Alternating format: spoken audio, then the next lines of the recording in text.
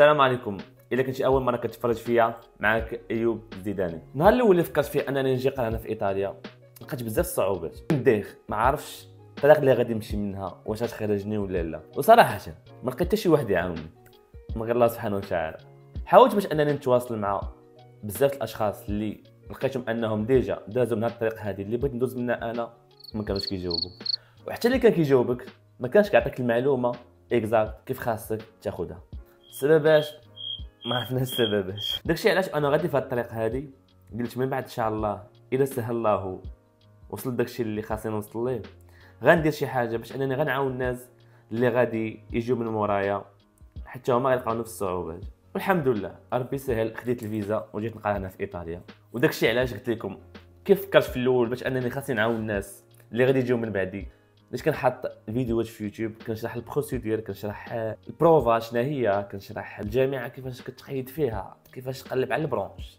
درت بزاف الفيديوهات، راه الناس اللي متبعيني شحال هذا غيكونوا عارفين، والناس اللي جاو هنايا غيكونوا شافوا هاد الفيديوهات هادو. وحتى لي لايف اللي كنا كنديرو في الانستغرام راه كانوا كيبقاو بالسوايع وكانوا كيطرحوا عليا بزاف الاسئله، والحمد لله كنت كنجاوب. الناس كانوا كيستافدوا صراحه. كانوا كيوصلوني بزاف الميساجات في الانستغرام، بزاف. كنت في الاول كنجاوب عليهم، كنت كنجاوب على كلشي.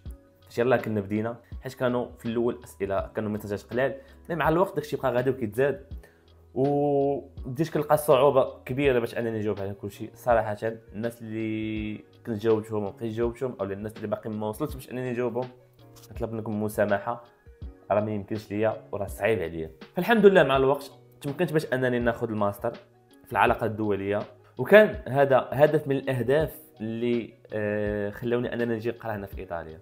ولكن والله العظيم واخا كنت ديما كنفكر كنقول مازال خاصني نعطيكم المعلومات، مازال خاصني نبارطاجي معكم شحال من حاجه، مازال عند الوعد ديالي خاصني ندير شي حاجه باش انني نعاون الطلبه اللي بغاو يجيو يقراو هنا في ايطاليا. ومع المشاوره ديال بعض الاصدقاء اللي حتى هما جاو قراو هنا في ايطاليا، اخص الناس اللي جاو قراو معايا في البروموسيون ديالي وحتى اللي قبل مني، قررنا اننا نديروا واحد المشروع اللي سميناه يلا يوني. يلا راكم عارفينها اش كتعني يوني، هي يونيفرسيتا. يلا نمشيو لونيفرسيتي.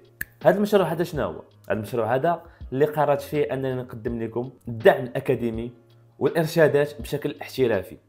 في يلا يوني الهدف هو انك تلقى المساعده اللي انت محتاج ليها، مثلا تحديد التخصصات اللي انت كتقلب عليها. هاد التخصصات هذه شنو هما الجامعات اللي يمكن لك انك تقرا فيهم، كيفاش انك تقدم للجامعه، كيفاش انك تواصل مع الجامعه، وكنمشيو معاك حتى الملف ديال الفيزا باش انك تاخذ تاشيره. يعني ما بقيناش غنديروا ديك العشوائيه ديال اننا نطلقوا لايف في الانستغرام، غنديروها ولكن ما غنعتمدوش على غير هي بوحدها، غيكون شي حاجه اللي هي احترافيه اكثر، حيت غادي نخدموا معاك الملف ديالك انت، ونعرفوا النقاط اللي خاصينك انت، ونعرفوا الهدف اللي انت باغي تجي على قبله. هذا فريق العمل اللي غادي يكون معايا ان شاء الله اللي هما طلبه دازوا من نفس الطريق اللي انت ان شاء الله غادي تدوز منها، واللي هما يا اما تخرجوا هنا في ايطاليا خداو ليسونس او الماستر، او لا قريب انهم يتخرجوا ان شاء الله ونحضروا لهم نحتفلوا معاهم.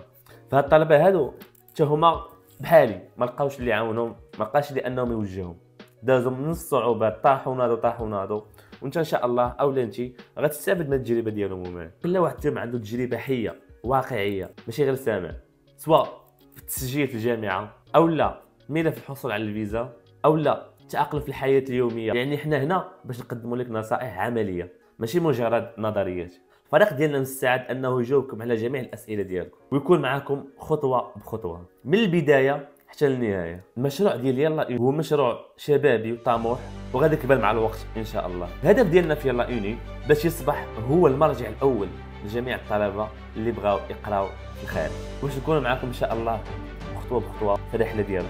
كما قلت لكم هذه غير البدايه. في الفيديو الجاي غادي نقدم لكم كل التفاصيل ونشرح لكم كيفاش غادي تستافدوا اكثر من هذا المشروع ديال يلا يوني باش تكونوا جزء من الرحله. خليكم معنا.